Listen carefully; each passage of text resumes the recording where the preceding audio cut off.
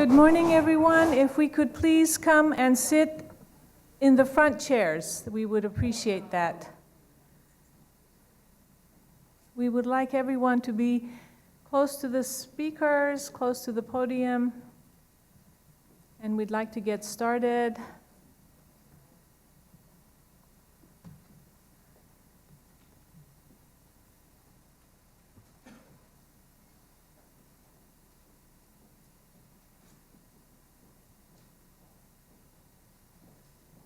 Someone said that the Bahá'í Chair actually brought together a perfect day for this conference. They were commenting on how beautiful it is outside, and so we are very thankful that the weather has behaved, and for those of you who have traveled from far and near, that the weather at least is on our side. I wanted to say at the outset that today's program, as well as tomorrow's, is being live streamed. And the Bahá'í Chair's YouTube channel has a following literally throughout the world, and I'm not exaggerating. So even though we may not have a huge audience at all times in here, we have an audience from around the world that really keeps up with all these talks that are given and benefit quite a bit from the speakers who give us some important insights into whatever topic it is that they speak about. So I just wanted you to be aware of that it is being live streamed. So I'd really like to welcome all of you, but especially the speakers, some from Hong Kong, some from Dubai, some from Washington, D.C., so Wisconsin, other places. We're delighted that they could join us, and I think this will prove to be a very interesting and thought-provoking conference. As always, organizing a conference such as this one has many individuals that one needs to thank because they pour their heart out into making sure that everything about it goes perfectly. They provide us with their ideas and with their time and with their assistance. And so there are a few individuals that I need to thank in particular. First and foremost is Dr. Kate Seaman, who is in the back at the table. Kate, could you wave? Thank you.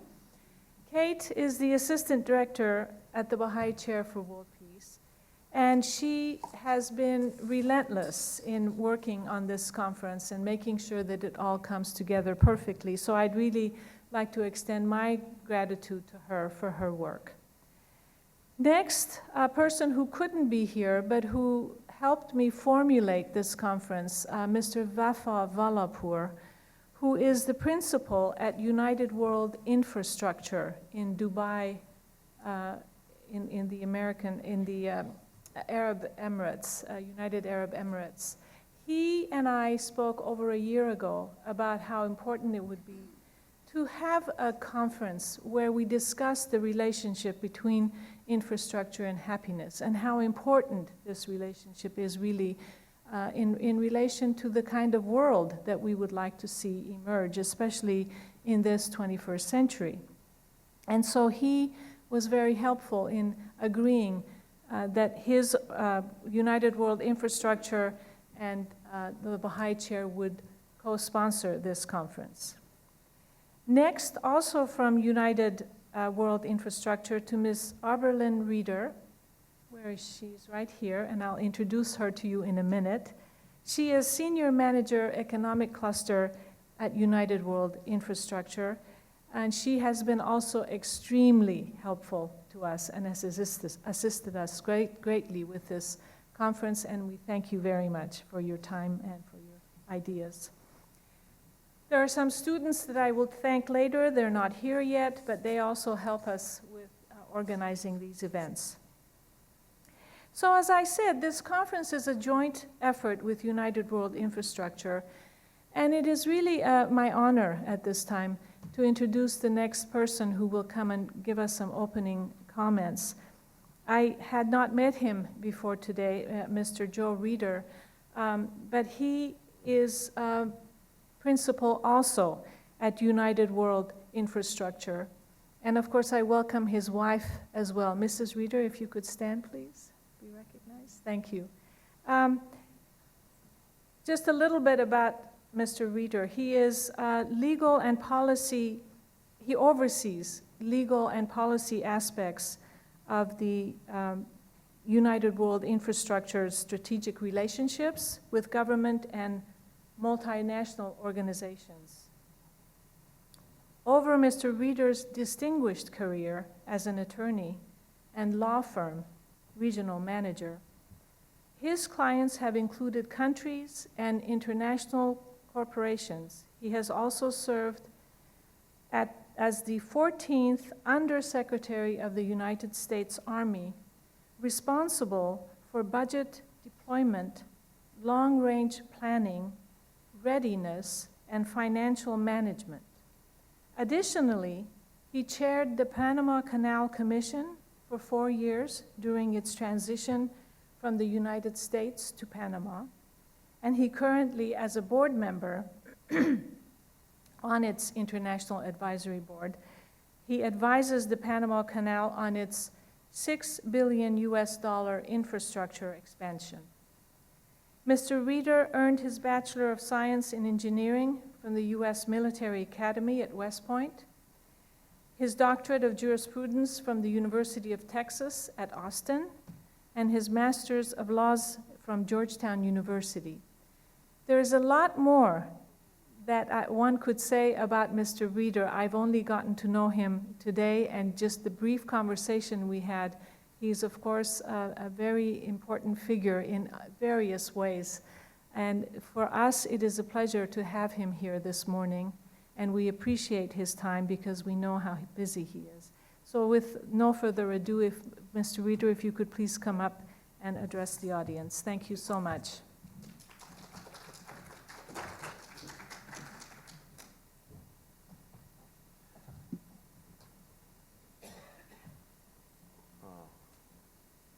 Professor Mahmoudi, thank you very much for those kind words. I'm very honored, humbled to be on this stage with this exciting program.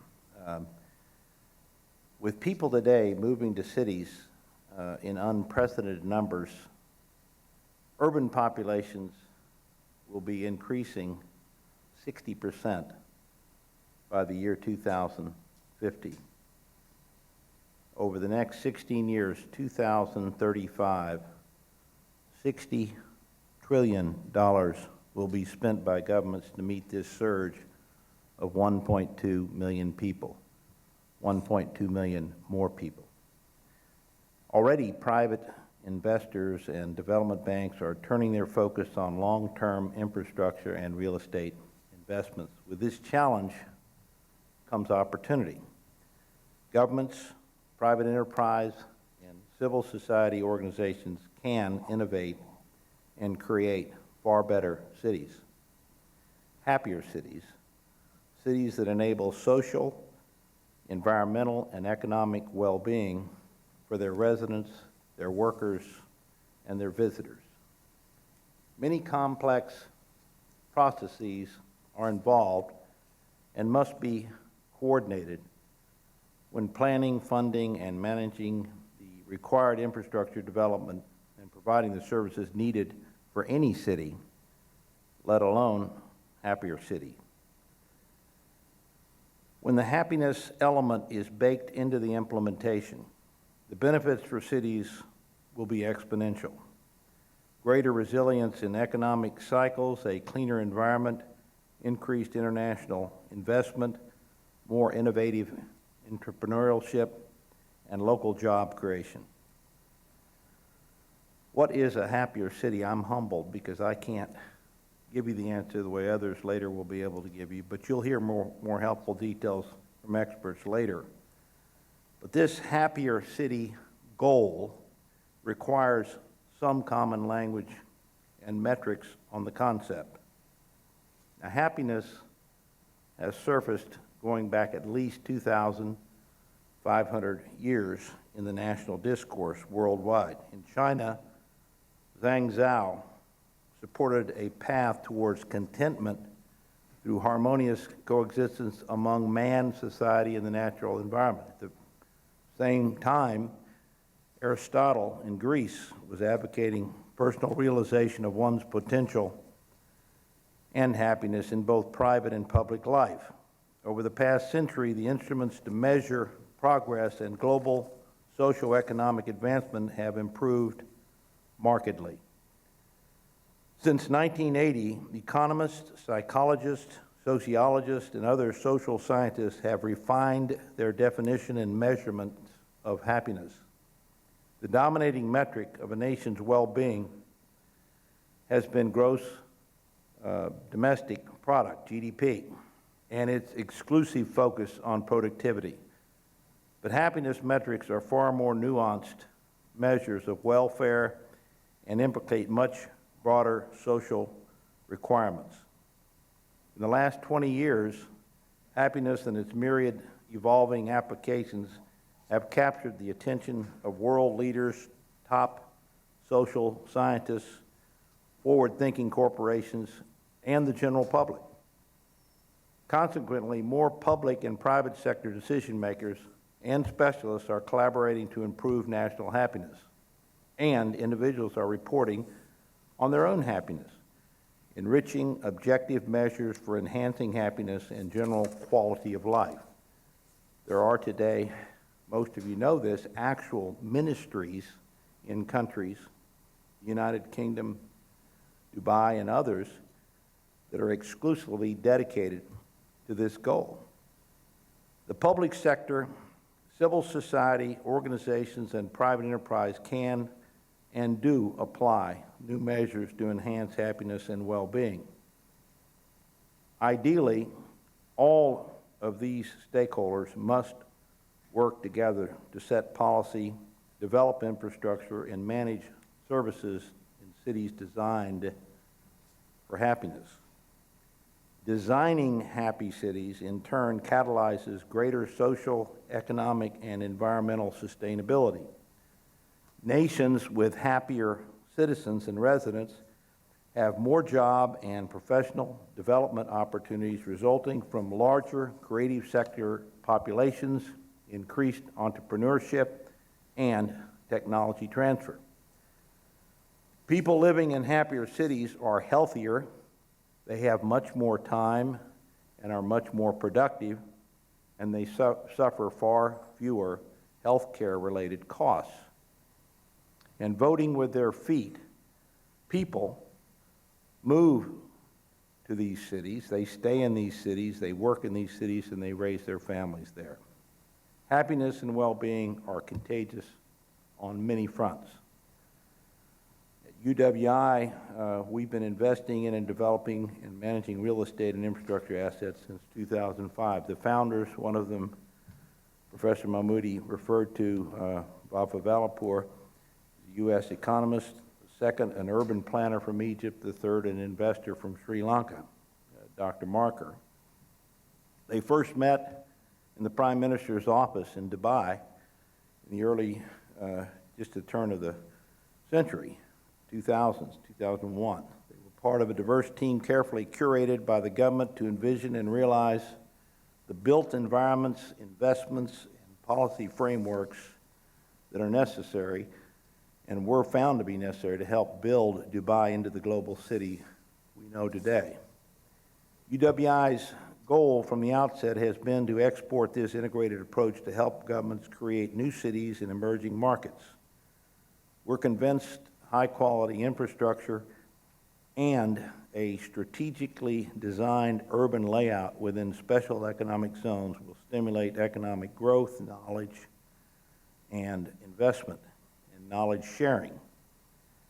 The time is now to weave new perspectives and expertise into the foundational fabric of our cities so that we can optimize livability, quality of life, well-being, and happiness that cities increasingly can deliver to their inhabitants. Now, this is the context of our gathering today and tomorrow, and with the impressive array of psychologists, architects, urban planners, urbanists, and economists, and I was deeply honored to meet Dr. Ho, who came just a short distance from all the way from Hong Kong. So thank you, Dr. Ho, for being here. We're excited to share and hear experiences and insights on the cutting edges of making happier cities a true reality worldwide. And I don't know how much of that $60 trillion is going to be spent in the United States, but my guess is it's going to be a little piece. And it may be a very little piece. I don't know, because that's political here, unfortunately. With that, thank you. Thank you, Professor.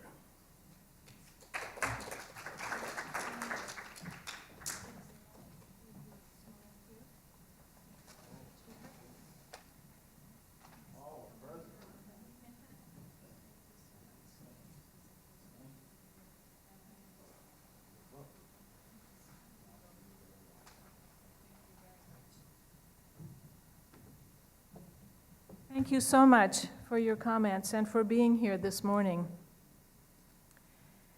I'm just going to say a few words and then I'll introduce our next speaker. You know, the Bahá'í Chair has been on this campus for over 20-some years, and I came here in 2012. And what the Bahá'í Chair seeks to advance is intellectual discourse, academic discourse, on topics that help us understand the broad, complex spectrum of pathways that can help us build a better world, whether that's within a community, within a city, within a nation, and of course, ultimately the whole planet. So peace is really more than just an absence of war from our perspective at the Bahá'í Chair. It is a state where the basic needs of every single human being are being addressed. So the Bahá'í Chair tries to contribute to this academic life of the University of Maryland by examining the barriers to peace, by examining those things that prevent our society, especially in the United States where we're located and in Maryland, to explore why it is that we have so many difficulties in trying to bring about more equity, more collaboration, more understanding, and just in general, a coming together to explore ways to resolve some of the barriers that prevent our society from being more peaceful, and I might add, happier. So what we do is we're interested in exploring everything that impacts everyone, not just any particular population. And as such, what we're interested in is to disseminate knowledge. As I said, today's conference is being live streamed. We also publish books on not only what the speakers here will tell us about, let's say, happiness and infrastructure, but we have themes of structural racism and the root cause of prejudice, of globalization and governance, on human nature, on the environment, and on the advancement of women and peace. So these are ways in which we want to disseminate knowledge that consider a different way, a new thinking about how to look at society, how to look at ourselves in advancing an agenda for peace. So you might say, well, what does peace have to do with infrastructure and happiness? And I would say that that's a very good question, and I'd like to just briefly explain a little bit about that. So this important conference advances, I think, the Bahá'í Chair's vision and goal of knowledge generation, as I just mentioned. But in this context, I think happiness is not only an individualistic endeavor or a personal goal. Rather, happiness suggests a collective enrichment whereby populations achieve greater equity, inclusivity, access, health, security, and overall well-being, which implies happiness. It suggests that when individual capacities and capabilities are encouraged to grow and find expression in service to others and to society, happiness blossoms and spreads. This form of happiness lifts everyone. It lifts families, societies, communities, nations. And looking broadly at infrastructure in its physical and even in its spiritual forms, from the profoundly public to the deeply personal, presents us with a hashtag taxonomy of possible choices, vectors of purpose, origins, and destinations. Deep human purposes can be teased out of various urges and plenary plans for infrastructure, and they can render the greatest human impulses as well as the worst human impulses. Infrastructure made possible the attempt to exterminate Jews in World War II, but it also was able, through the US Marshall Plan, to successfully remake Europe. Infrastructure shapes prisons and museums, corruption and virtue, vice and love. Even when we envision our own moral, emotional, psychological, and spiritual development, what more are we doing than constructing lofty internal building projects, ones with billboards of happiness beckoning in the far distance?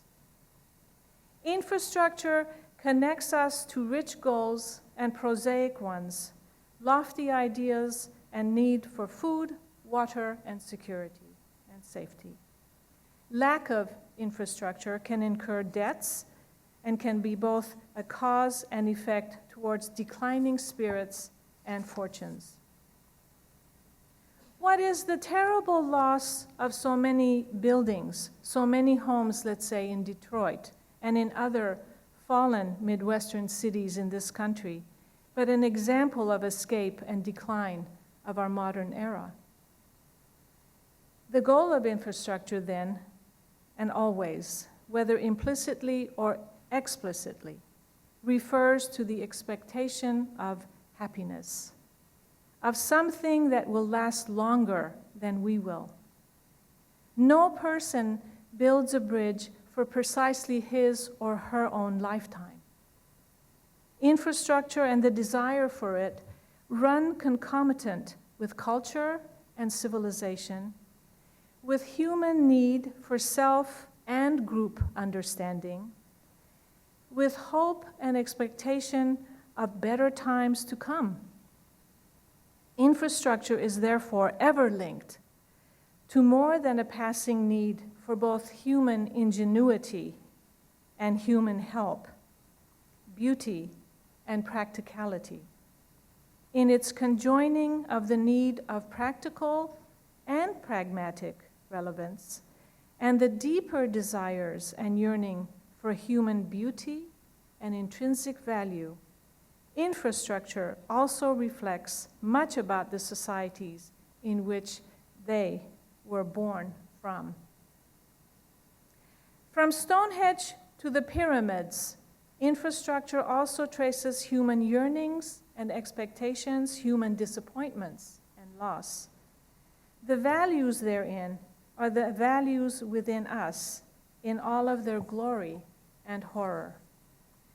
There is ever, in any infrastructure project, the relentless and deeply human push for improvement, understanding, betterment, and for happiness. That is why the Bahá'í Chair for World Peace is interested in infrastructure and happiness, and that is why it is so happy to have this conference take place today.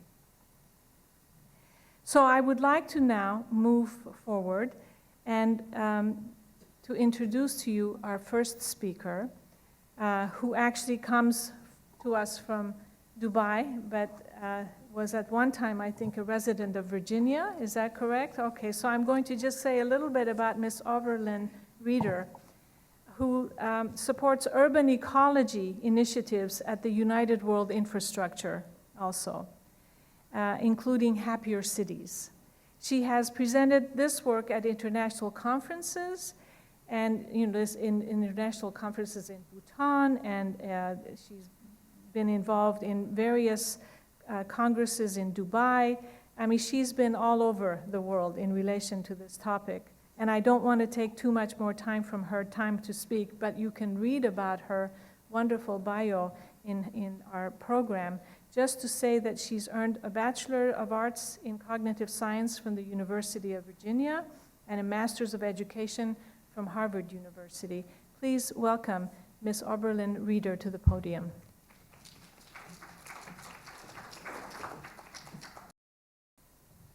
All right, fantastic. Thanks for your patience. So thank you, Professor Mahmoudi. While some workplaces spend time looking at fantasy football leagues, at United World Infrastructure, we have been playing a fantasy happiness conference for many, many years. So it is a great pleasure to finally get to see you all here. We believe that your work is a very important contribution to our next generation of cities. As Joe and Hood have shared, there's a very diverse mix of expertise in this room. As such, I'm going to attempt to provide some foundational ideas about built environments and happiness to give each of you, to support each of you in getting the very most out of the depth, experience, and insight of each of the impressive speakers that we've gathered here today. So, how can you measure happiness?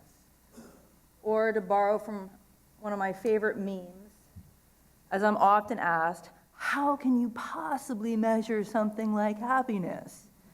And so I usually answer that question with a question because I've been asked it enough. I say, how can you not measure happiness? How can you possibly not be trying to measure the happiness of the people in your cities? When it comes to the decisions we make for ourselves and the decisions which are often made for us at the national level, how is it possible that we're not saying, but are we happy? And we're not insisting that someone ask us if we're happy. As broad and as messy as those answers might be, they're important. And they're especially important to understanding how we can make our cities better. So in the next 40 minutes, I'm going to share some ideas of how we can and how we're often measuring happiness, who the happy people are, where they live. I'm going to talk a little bit and focus a little bit on the Middle East in that respect, because that's where I'm coming from. And finally, I'm going to talk about how our built environments might be able to nurture that happiness and how it also often prevents that happiness. With all of the claims to being the happiest, the most livable, the highest quality of life, the most ecologically friendly, it can actually seem like a lot of hype. But as our countries, our cities, and even sometimes our developments are being judged on these metrics, it's important for us to better understand what they're measuring so that we can understand why they might be relevant to what we're doing. And some of the confusing things will come up, like how could Finland be the happiest country in the world while Costa Rica is the happiest country on the planet?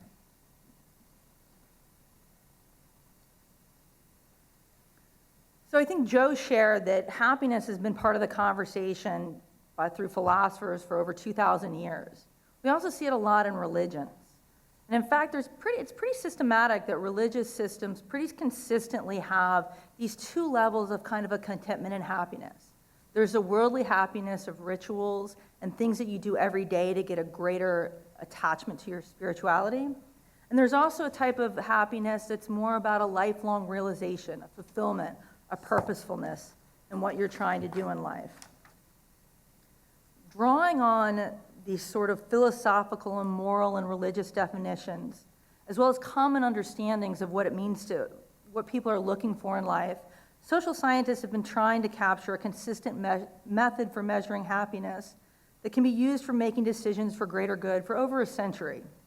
A number of influential reports and initiatives in the last 15 years have helped improve the reliability of happiness measures and the analysis of their results, as well as a growing industry of marketing happiness that have helped bring these academic discussions to the mainstream.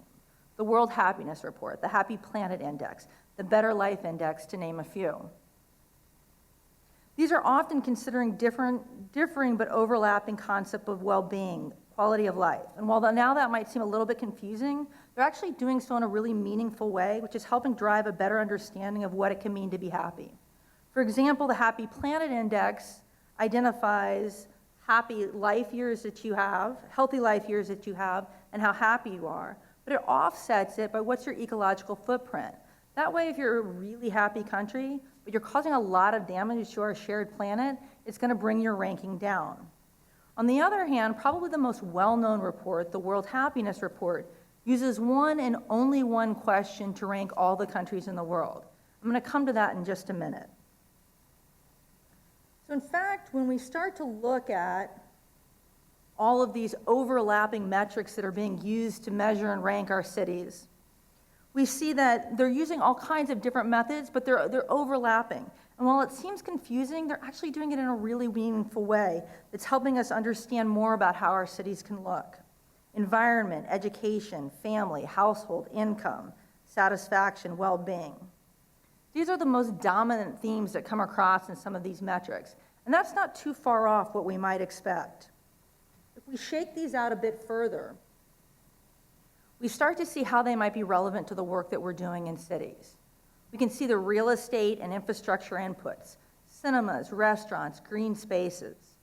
We can see the services that our urban inputs provide, like power, water supply, sanitation, that help make life more livable. Then we start getting over to the effects that we're going to call well-being. These are observable impacts that we often think about when we think about well-being. Our health, our friends, our family, our income. It's this last set of measures, all the way over on your right, the subjective measures: happiness, satisfaction, fulfillment, well-being. These are what we're going to put in the category that we call subjective well-being measures. And we're going to put them under a big umbrella that we're going to call happiness for simplicity. I think Jeffrey Sachs said in one of the World Happiness Reports that while all of these things that are being measured are subjective well-being, it's really hard to sell reports about the city with the highest subjective well-being. So it's the World Happiness Report, which really has piqued people's interest. But it's this last set of metrics that often bring us the most trouble. These are the ones which definitely seem like an important part of the discussion, but they make us more uncomfortable because they are completely determined at the individual level and according to one's own experiences and how they choose to evaluate those experiences. And it just sometimes feels wrong to trust people accurately to describe how they're feeling and not leave that up to scientists and psychologists. But it really has been the social scientists and psychologists who have been the ones working really hard to develop questions that get people to be able to do just that. And more importantly, to be able to do it in a way that is comparable from one person to another, that is robust and that's consistent over time. Because it is left to the individual, these types of questions help bridge the gap of what we can't know about people, how their individual experiences have shaped them and what they want out of life.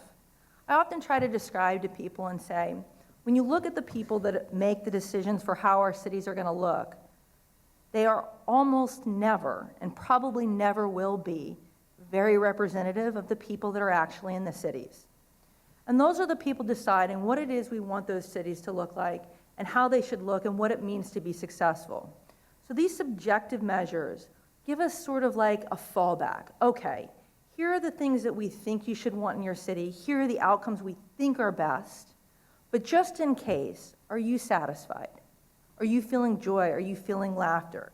Especially as we're seeing now, there's so often voices that we don't get to hear. And these types of questions which target an individual are the ones that can help us bridge that gap. So because these are so important, I want us to take some time to actually look at them and answer some examples of them ourselves. So if you can, if you've got a phone, if you'll take that out. And we're going to try and do a live survey. I will say that every time I've done this, it doesn't completely work, but it doesn't completely fail. So we will get something out of it. What I'd like you to do is you're going to go to www.minty.com, and it's going to ask you for a code, and you're going to type in that code.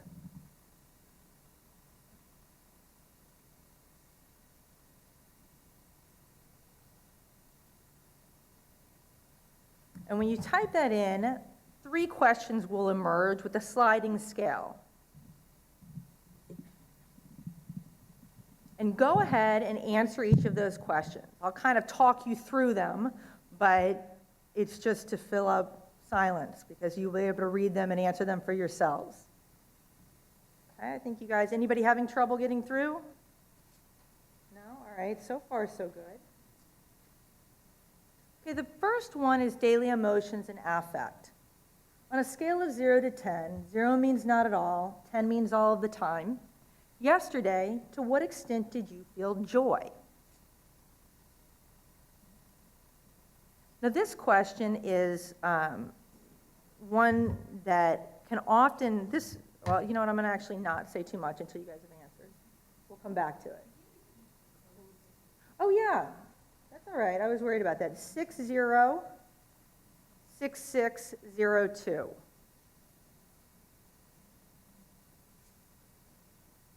Is anybody having trouble getting in? All right, it's a presentation miracle then.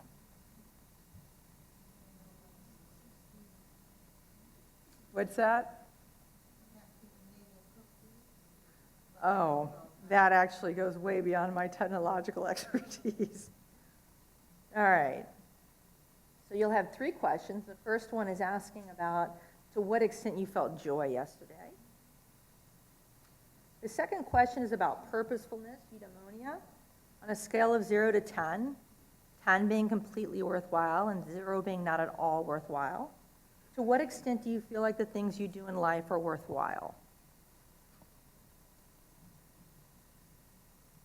And the last question is a life evaluation question, or Cantrell ladder. Imagine a ladder numbered from 0 to 10. The top of the ladder represents the best possible life. The bottom of the ladder represents the worst possible life. On what step of the ladder do you see yourself today?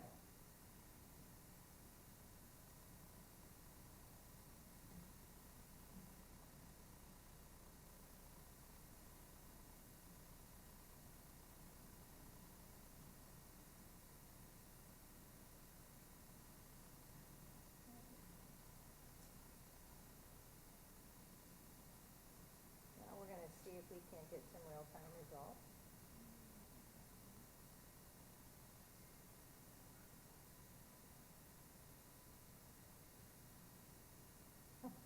Okay. All right, fantastic. We got 18 people, so that's a good representation, I think, of what we see.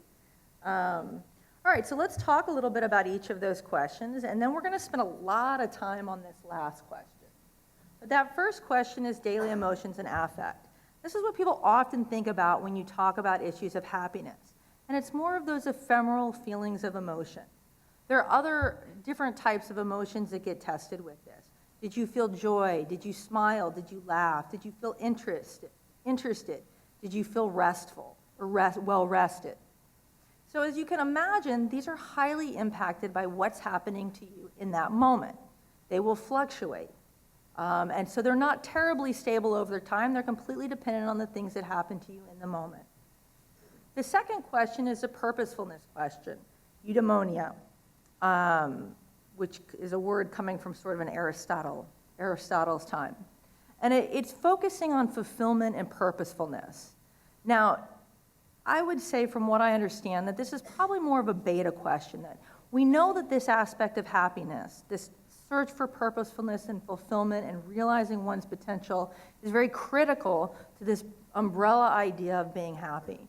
But the questions haven't been tested out as much. So there's a whole battery of questions you can ask, and I picked this one as an example. But this also helps sort of get to that idea of sometimes people think, well, there's some things that I don't actually feel joy doing, but they're meaningful and I like doing them and I feel worthwhile doing them. That's what this set of questions can really target. This last question is the one and only question that's used to rank all of the countries in the world for the annual World Happiness Report, the Cantrell ladder question. It turns out that it has remarkably stable and consistent answers, meaning a person will not usually look at what's happening to them that day or that week or the kind of weekly or daily trials and tribulations and be affected by it when they give an answer to this score. people are generally pretty good at being able to look back and take a snapshot of their life and say, or take a look at their life and say, here's where I feel like I am. Including things like, if you're in school or you're in a really grueling job, but you see a light at the end of the tunnel. People, again, are able to distinguish, you know what, that's not something that's going to affect where I put myself on this ladder. And that's why it's one of those metrics that's really used pretty widely in a lot of these different reports that we see when we're talking about happiness. It has to do with that consistency and not being affected by daily things happening.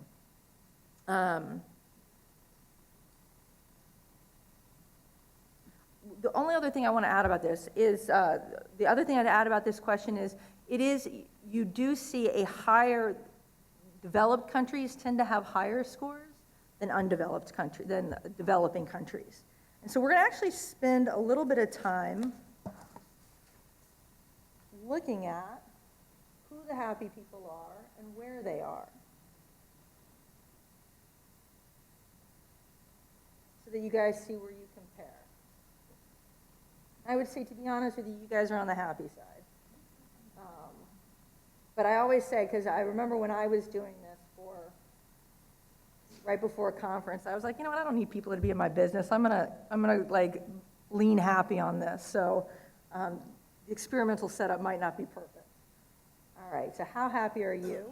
And let's look at where the happy people are. So the happiest countries in the world are averaging around a 7, and they tend to be in the cold Nordic areas.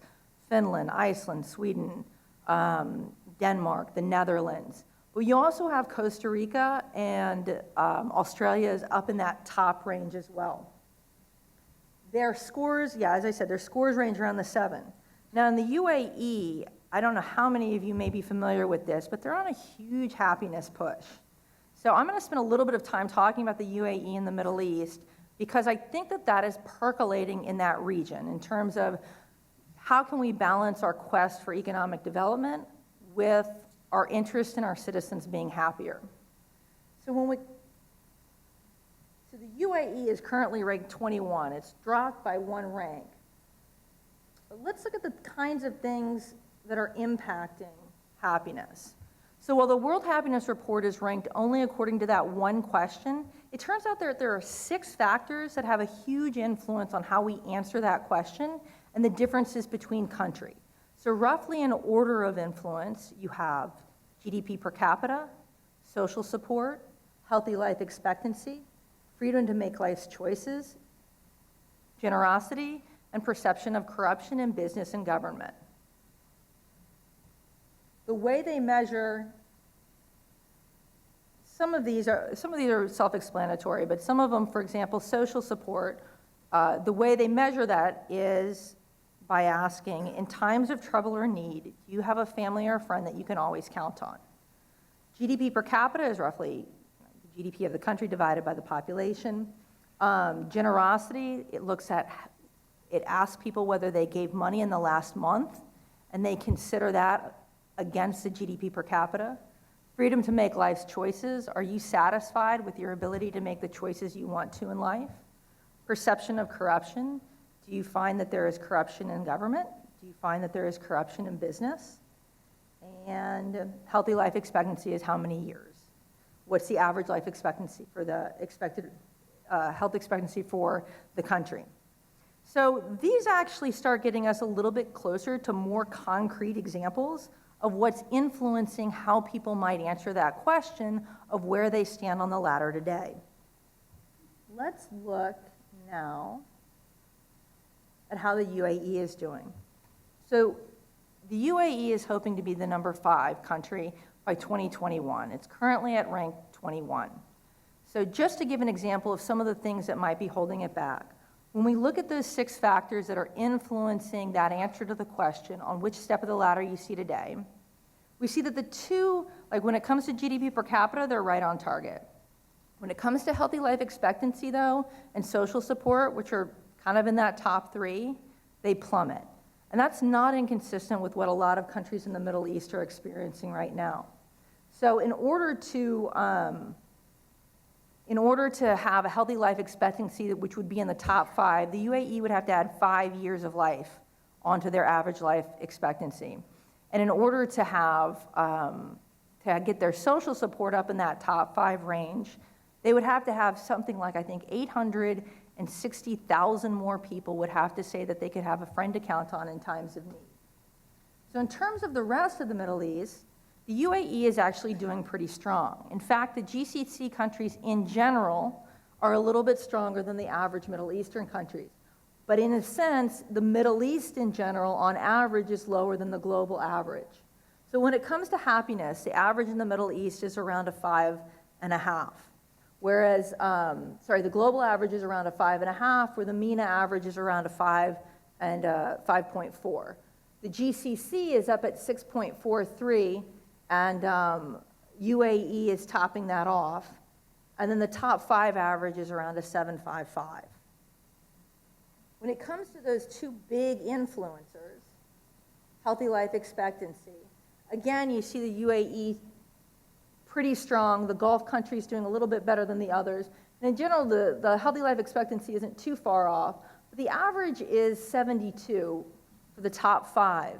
And I remember I actually did a conference in Egypt, and theirs is quite low. I mean, it's an extra 10 years of life that they're missing, which ends up being, it's a whole decade that you miss out on. So health factors are an issue. This is one that always surprises people about the Middle East, is that the social support networks are struggling. And you can look at this as sort of also, I feel like there's a multiplier effect. In a region where family and friends and connection is so important, as those fabrics are sort of being pulled apart, whether in drastic circumstances because of war or just because of growth and change that you might be seeing in GCC countries, it feels that much more. You feel that distance. Your children aren't necessarily living in the same communities as you. People are moving, and they're farther away. So it's had sort of a larger, it seems to have had a large effect on how people are feeling about social support. Again, UAE, this is one of its struggle zones where it's ranked, I think, around in the 70s for social support. So, whereas in your top countries, 96% of the people are saying, yes, in times of trouble or need, I have a person to count on. You also see some effects of, when you look at Egypt and Syria and Yemen,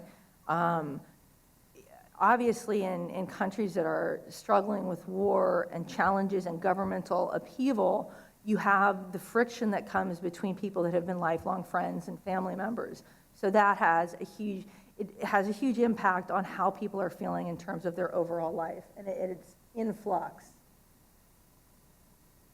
So for us, working in an infrastructure company, this, in a sense, these types of measures start to give us an endpoint or something to work towards. If we look all the way at the end and we say, okay, we've got these happiness impacts that we're going to keep out there, we can get a little bit more concrete with these well-being effects: healthy life expectancy, social support, freedom to make life's choices, generosity.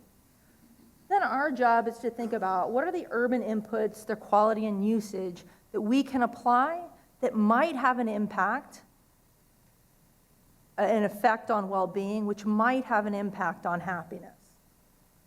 So UWI, we got a little bit more specific and created an index of our own, a happiness and well-being index. And at the very center, we've got those happiness metrics: overall satisfaction with life, your daily emotions, your sense of purposefulness. And we consider those metrics sort of separately from the others, because we're not quite sure, we don't necessarily have a formula to get those exactly, but we'd like to take a look at those and see how the things we're doing might impact those. As we move outward, we start to get a little bit more specific, and we decided, okay, let's identify 9 different domains that will include those different things like healthy life expectancy and social support and generosity, but include more than that. So we've got ecological, physical and mental, intellectual, spiritual, social, cultural, I always forget one, financial, and civil. I always try and come up with some visual to remember them, but then I always forget the visual. So we divided that into 9 and made sure each of those giant influencers was in there. And we thought, okay, so we've got those global ideas about happiness. As we move outward, we're going to ask about satisfaction in each of those domains. So to take social support, we might look at, are you satisfied with your family relationships? Are you satisfied with your sense of belonging? Are you satisfied that you have people to count on in times of need?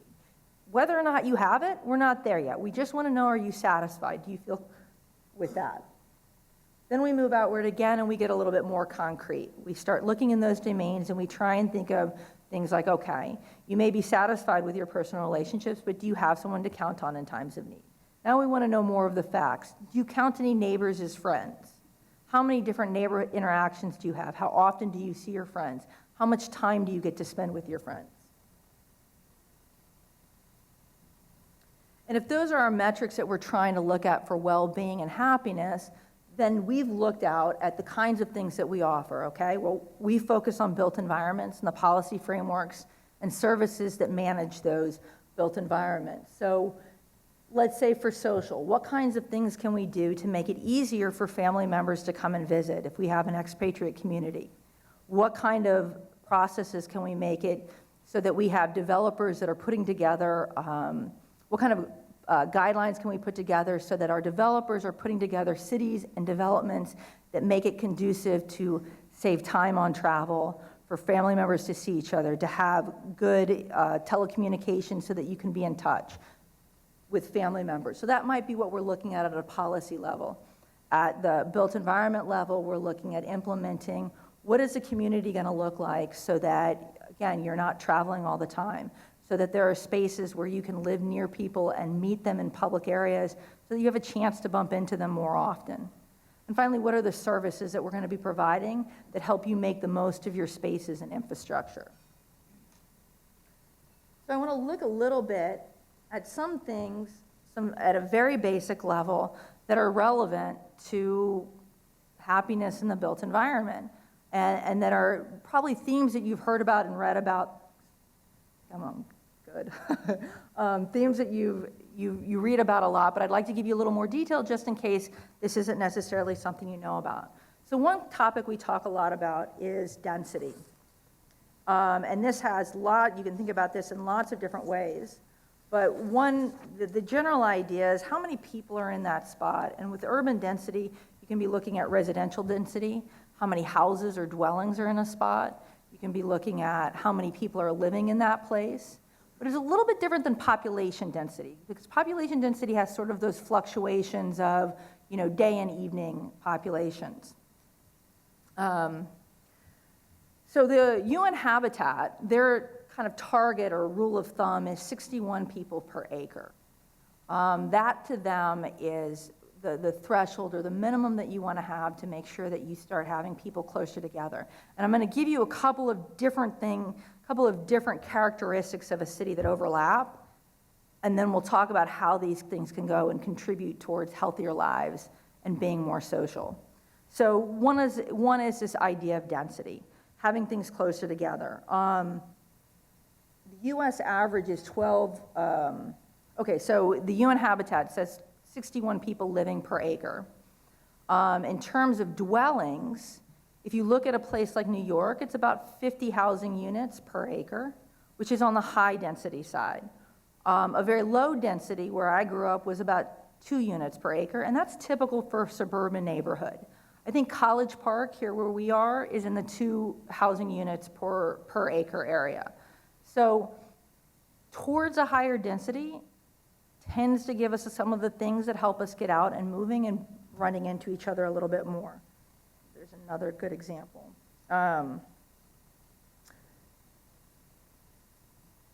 Another concept is land usage.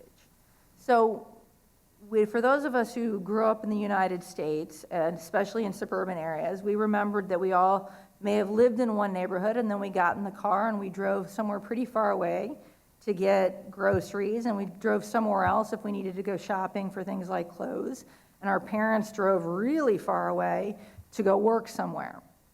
So that idea is not very conducive to having a lot of time to spend with family and friends, nor is it conducive to great traffic patterns. What we want to look at is mixed usage of land. So again, one of the UN Habitat's rule of thumbs is they say, okay, 40% of your floor space needs to be dedicated to economic activity. Because what they want is those developments that you have, I always think of it not unlike a university campus. You have your jobs here, you have your places to live, you have places to shop, you have things to do, you have entertainment, all in one area. And that, if you can imagine, brings you out walking. It makes it more likely that you're going to step outside, and rather than get in a car and go somewhere and jam up traffic and large commute times, you're probably going to walk somewhere to get things done. Street connectivity is another one, okay? So this idea is how many intersections do you have per unit area? The more intersections you have and the denser your street networks are, to a certain threshold, the more likely you're going to be able to find the shortest possible path to get to a place. So when you have lots of cul-de-sacs, and you can see down in this picture, this is the area where I grew up right here, as opposed to, I think this is an area in downtown Atlanta. So if you're in this area where I grew up, it really is a long walk to get anywhere. And in fact, I grew up in a place that didn't even have sidewalks, and it wasn't rural. It was just sort of a development trend to not build sidewalks. There was nothing around, there were no stores. Any trip you took was a minimum 15-minute car trip without traffic. This was a typical suburban outside of the Beltway, affordable home. Whereas when you look at this more dense area, you can see sort of the convenience of being able to walk somewhere and having a really a really straightforward path to get from one spot to another. Your retail is also mixed in there. You might have some stores mixed in there, but that actually encourages you to walk more. In fact, one idea is like a block that's 300 feet long tends to be one that people are more willing to walk. So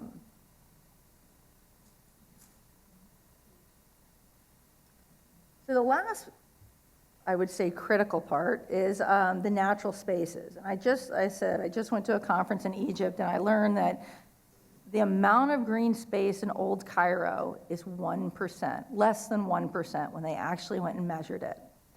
Now, when you look at a place like Singapore, it's around 47%. I think Moscow is around 54%. New York City is 27%. I think Toronto is the same. So green spaces, urban density, street connectivity, and land usage. When you mix those all together and you have a denser area, you've got lots of street connectivity, it's easy to find different places it's easy to get from one place to another. You've got lots of different things to go to in that same area, it's all proximate. It feels like you just tumble out your door and you can get all the things done that you need to. And you've got green spaces that you run into. These are the things that can contribute tremendously to both your health and to your social support systems. I'm going to rattle off some really interesting statistics because I think I've got the time to do that. Because I think it's pretty profound what some of these urban inputs can do and how they can impact how we live our lives. So young people will spend 19% more time being physically active if they perceive their area as more walkable and cyclable. In fact, they'll add an extra 10 minutes of walking per day than kids that don't. They'll add an extra 10 minutes of walking per day if they feel like they've got stores and things that are in their vicinity to visit. Neighborhoods with more trees improve metabolic health, equivalent to a USD $20,000 increase in income each year. People walking in a forest show a 16% decrease in stress hormones. Commuting times for populations, when you're in denser environments, let's say the population were to double, rather than commuting time double, it doesn't. It actually only increases about 30%. A unit increase in trees per kilometer of street decreased antidepressant medication prescriptions. Living in a neighborhood with parks within a 500-meter range was shown to reduce children's body mass index before they turned 18. So there's so many different facts like this that if you just build your environment so that people get out, they have a tendency to do it. It lends itself to walking outside, losing weight. The lower commute times provide more time for people to spend with their families and their children. When you look at long commute times, we'll start looking at some of the negative impacts. With a 45-minute commute, it doubles the chances that you might get a divorce. Long commutes have been identified as causing all kinds of work-family conflict. Young adults far from neighborhood amenities lose 1 hour of physical activity a week. Unpleasant-looking neighborhoods and neighborhoods without nature have 2 times the incidence of depressive symptoms. Living with constant noise from traffic damages our heart and lungs. So our cities really have the ability to impact how healthy we are and how able we are to run into other people and maybe create those people that we can count on in times of need. So a friend of mine who grew up all over the world, all the major financial centers of the world, and spent some time in Northern Virginia, but now lives in Dubai, was trying to describe to me what life was like as a single mother trying to get her kids ready to go to the store. And she'd be like, you can't believe it, trying to get them all in the car. You can't walk anywhere. You have to get their coats on. You get one in the car after another. You drive to the store. If you need anything else, you have to get back in the car and drive somewhere else. It's hours before you finally get home. Now where I live, I drive into my apartment. I come up the stairs. I pick up my kids from the nursery school. The grocery store is right there. There's a green area for them to play. If I need to go to the beauty salon, it's right there, and we go up. It is literally giving me hours of time back to my life. So in that case, you see how urban planning decisions to co-locate all of these necessary things in one spot, giving somebody, a working mother, time to spend with her family, and her children time to spend with her and play and be around other kids. Just on a casual level, when you think about where you live, think about trying to take a 15-minute walk outside of your house. Here are some of the things you should find. You should find a daycare. Ideally, you should find a primary school. You'd find a barbershop and beauty salon, a necessity store, a grocery store. If you're lucky, you'll also find some green spaces, maybe even a gym, or even better, some recreational courts.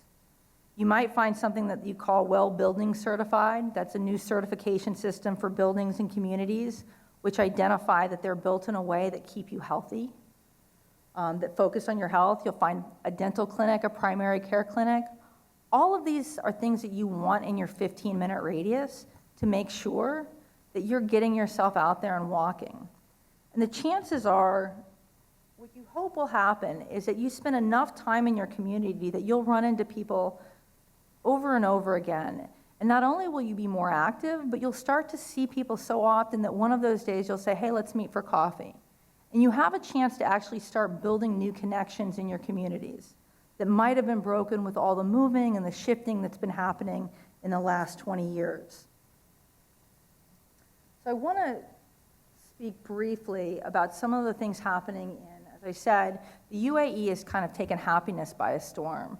So they've really embraced this idea of adding happiness to their 2021 agenda.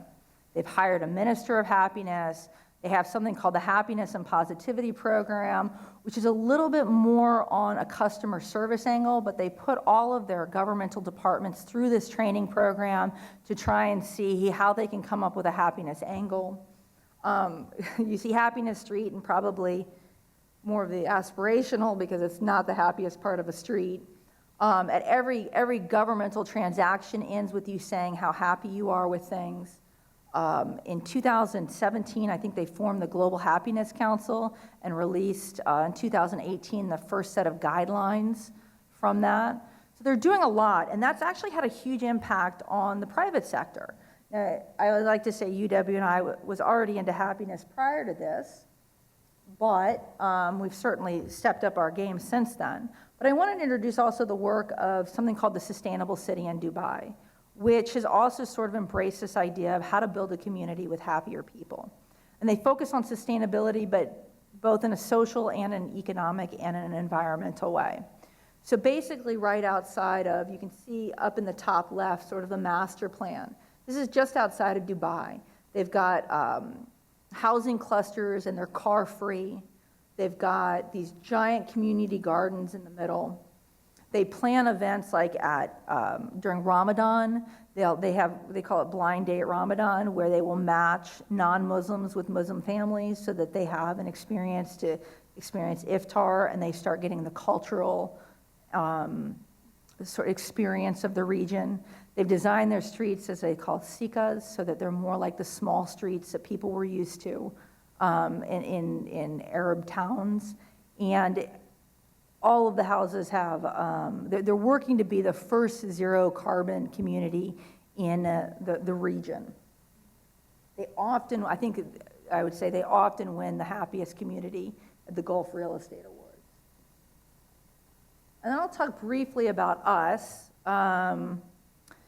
So Chandni, do you have a minute to talk to us a little bit about, Chandni is one of our colleagues, and she's going to talk to us briefly about what UWI has done beyond our Happy Cities initiative to create our sustainable community in Medini, Malaysia.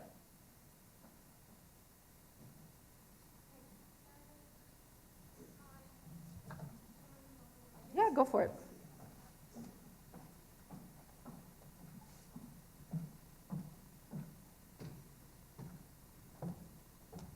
Good morning, ladies and gentlemen. As I believe Mr. Joe Reeder and Aubrilyn Reeder has already spoken a little about United World Infrastructure, and I'm just going to give some more light on that. So United World Infrastructure, or UWI, is an infrastructure investment and real estate development company based in Dubai and Washington, D.C., with over 15 years of experience in collaborating with public stakeholders in emerging markets to establish national built environments to meet global urban population demands.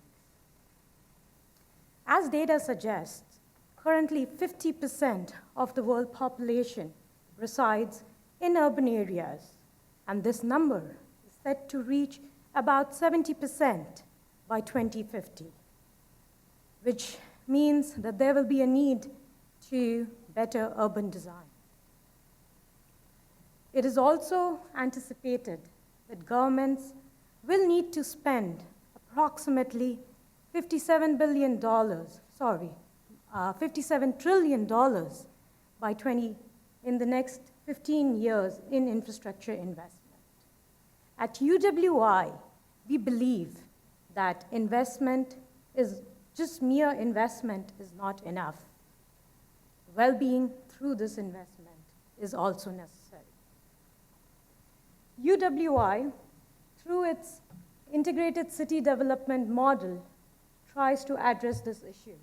And we do this by combining, by creating investor-friendly policy frameworks, planning people-centric built environments, developing strategic public-private partnerships, and delivering reliable city management services.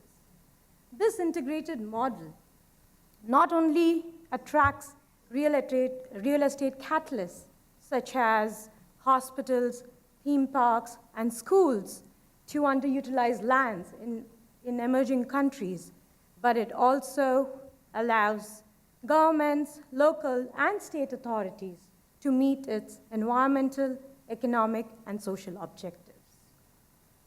This model also spurs job creation, attracts global talent, as well as nurture local innovation and skill development, which all adds to improving on GDP per capita, which is a key variable to measuring subjective well-being.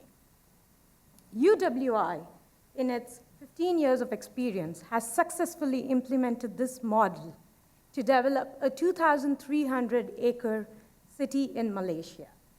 Located 30 minutes from downtown Singapore, Medini is a smart city being developed as a residential and commercial center, and is planned to house 400,000 residents at full capacity. Currently, to date, 20,000 jobs have been created, and approximately $1 billion have been raised and invested for land, infrastructure, utilities, and building development. More recently, UWI has launched advisory services to advance happier cities through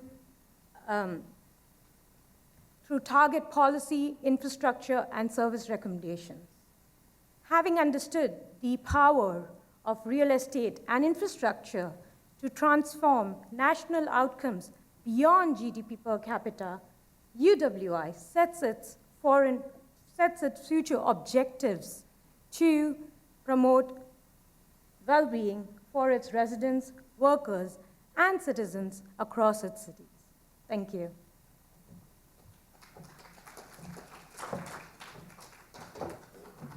I highly encourage you all. Chanani has been a part of our Medini project since its inception. And I highly encourage you at lunchtime and dinner and in the breaks to talk to her, because when we talk about happier cities, a huge part of that is investments and how we manage to sell this idea to investors, which is not always easy.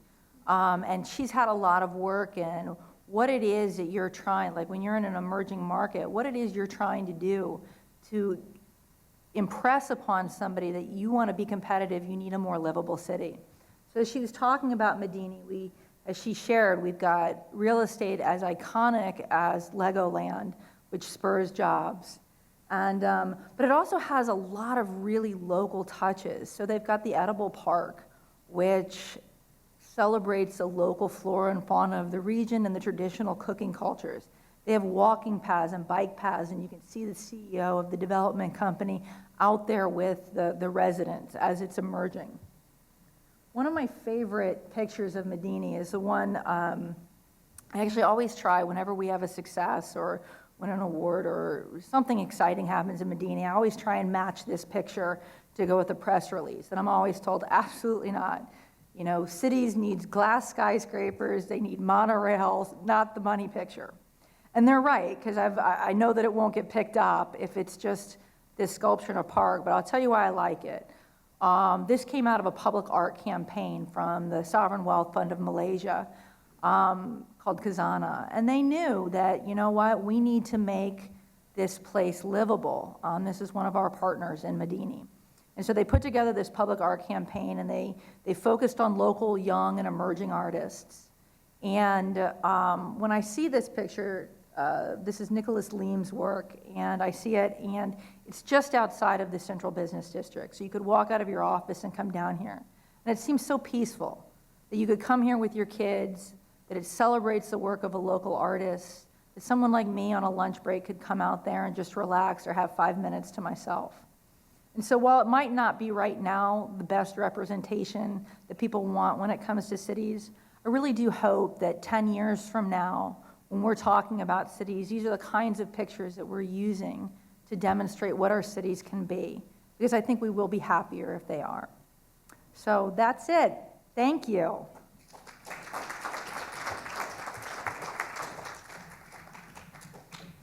Thank you very much for that wonderful presentation. Very interesting stuff. I realize I need to move from where I live for, on certain of those scales. Anyway, we will now take questions from the audience, and we'd like to ask you to speak into a microphone so that, again, those who are watching this can also hear the questions. So please. Thank you for your presentation. My name is Tarane Darugar. I used to live in Dubai, and I have a question for you. In cities that are like Dubai, where a lot of people are there for work, they're workers, laborers, and aspiring to get that support factor, that you have anybody that you can lean on as support, as a friend, is going to be a tough one to measure. just because of the nature of the way things work in that city. What are your thoughts or suggestions on overcoming something like that and maybe helping Dubai to go forward to their goal? Yeah, I think that's a great question, because I think you hit the nail on one of the heads in that problem is that you do have something like, what, I think 7/8 of the country is expatriate. And then you hit on another layer there too of laborers and people that don't actually have the same social capital and access that others do. So I'll try and answer this in different ways. So I think the kinds of things that are happening in the sustainable city are the kind, and I've also seen this happening with Emaar developments too, are this idea of layering the urban planning with the operations of the buildings and communities with community programming. In the sustainable city, you see it's highly programmatic. So not only, people make a choice to move there because they want to be interacting with others. And they use a metric which I always think is impressive, that they average 11 interactions with neighbors a day, which is a lot, actually. I can go, I feel like, weeks without interacting with a neighbor. So on the other hand, Emaar, which is sort of the kind of the iconic Dubai developer, which I imagined that it would have the slickest sort of event programming group. But I remember going to a presentation of their community developers in one of the developments. And it really did seem like the community organizations that I felt like I grew up with, where it was two people and everybody came to them to complain about what was happening and what they wanted, and they did everything they can to make it happen. So they had an older community, and somebody said, we really want a garden. So these two people went around and did what they could to put together a community garden and put together trips and programming into different parts of the city. So the reason why I like that is because it ended up being a lot more organic than what you saw in the sustainable city. The sustainable city is kind of sort of brilliantly has a top-down way of saying, look, we know this is a problem and we're gonna address it. Whereas in Emaar, they have a much more organic way of doing it, where they kind of let things happen, but they just sort of respond to the needs of the community. Now, the other aspect that I think is, those are sort of the easy things that are happening, but those are also both highly structured. One of the changes that I think will have to happen over time is a little bit of relaxation on the community organizations. There's a lot of restrictions to developing nonprofit organizations and civil society organizations. So trying to ease the way for easing policies at the policy framework level to let more organic organizations grow. Because you need that organic, you need people to just to pop up with ideas. It can't all be commercial. Otherwise you lose those abilities to make those connections. With the laborers, I think that's a much harder nut to crack. I can only say that I think that they're doing better. I have talked with people who have worked in the labor communities, volunteering for the last 10 years, and they are hopeful about the initiatives coming from the top to provide more support. But I think as you start seeing, affordable housing initiatives, and you do see all of these sort of alternate real estate assets, like communities for older people, student housing, affordable housing, all of those are becoming more attractive in the social infrastructure space. So you might have some hope there of being able to put together communities that, at the very least, create something livable for the men and women that are working there. But I have less answers for that in Dubai for now.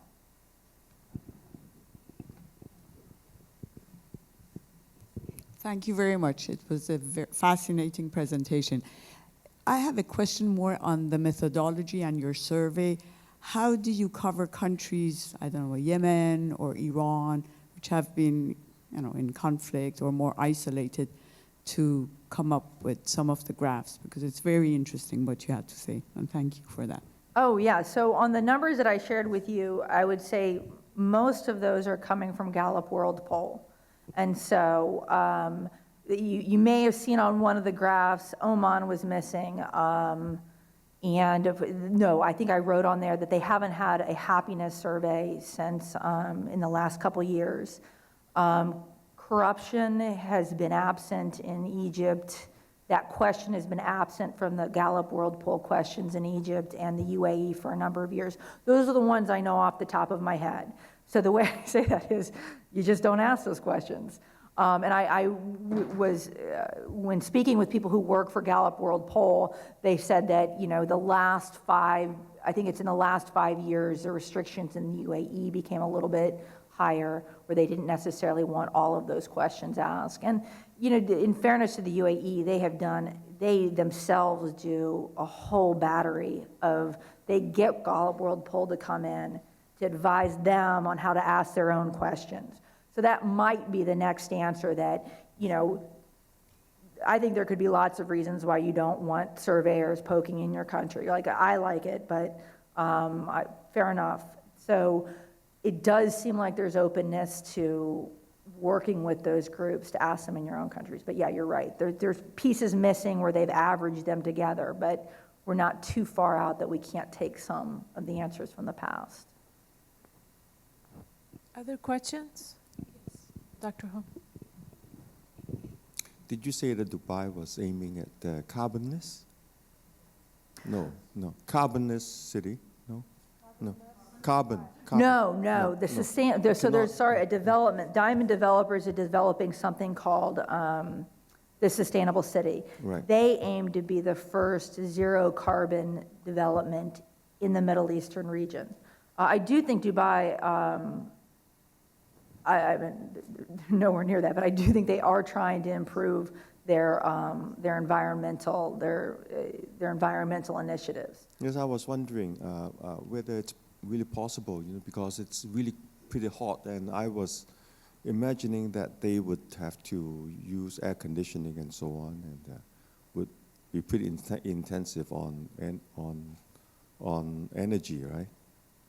And it's very difficult to be carbon free, wouldn't it be? Yeah, I agree. I think with the Sustainable City has, they're working on every house having its own solar paneling. So, and then you have the solar panel farm. So there's a lot happening, not just in the Sustainable City piece. There is a lot happening in Dubai on that angle. There's also something to be said. A colleague of ours actually does a presentation on arid climates and how this fascination with glass buildings is not really a great idea for the Middle East. But right now, kind of if you want multinational companies, they're all wanting the buildings that they see in all the other financial centers of the world. But I do think that you'll turn a corner, because Dubai will start setting the trend and the fashion. And I think you'll start seeing them go back to those sort of dwellings or kind of an innovation on buildings that are a little bit more conducive to the climate. I think the World Trade Center used to be the largest, it's crazy, it used to be the largest high-rise, sky-rise building in that part of the world, and it's short by modern standards. But it's really designed in a way that makes a lot of sense for that particular climate. So I think, there are some things that certainly it could be doing as it gets more stable as being a world, kind of a global city, to make it easier to be more environmentally friendly. Question? Way back.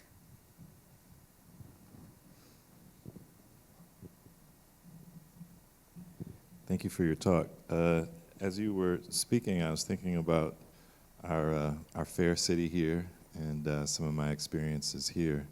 And I thought about Rock Creek Park and the mall, the set-aside spaces, even at this time of year. So, and just how, in my own personal experience, and I'm sure for others, that certainly has led to, I guess, feelings of happiness, of appreciation, in how the structure of a city can kind of get under the skin, as it were, in a positive way. So I just wanted to hear your thoughts about that. And also if there were books that you could recommend, that you would recommend, particularly on sort of the philosophical level. I know Gaston Bachelard, The Poetics of Space, where he talks about how our environment is so critical to our understanding of beauty and aesthetic and intellectual development. So I didn't know if there were some works that you've come across that you would recommend for us. Thanks.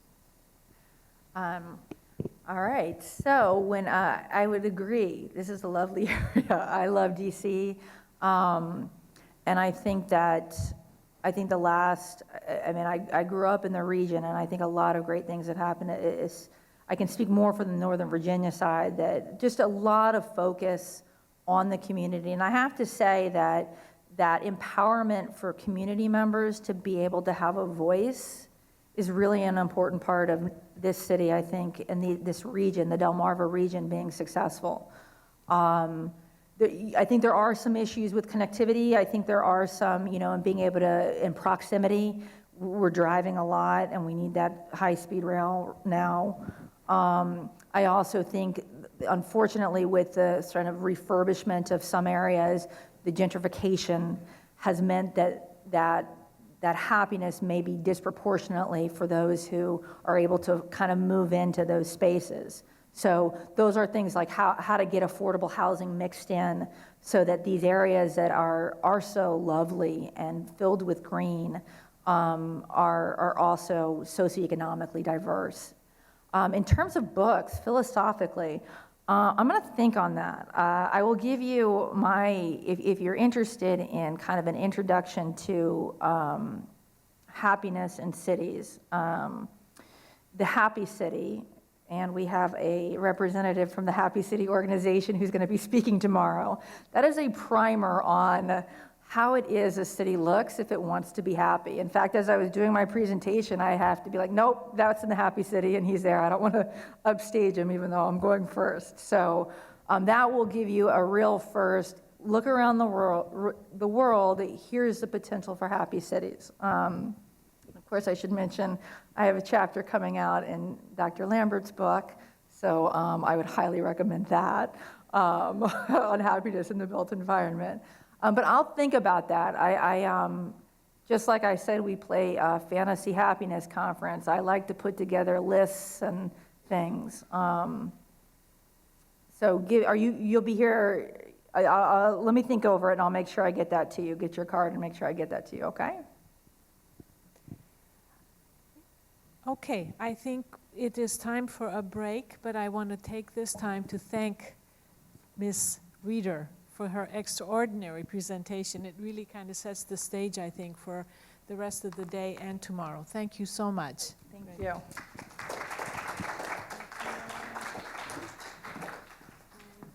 By the way, we now can take a coffee break of about 20 minutes and come back around, I would say, if you can be here by 11:45 so that we can start with our next speaker. Thank you.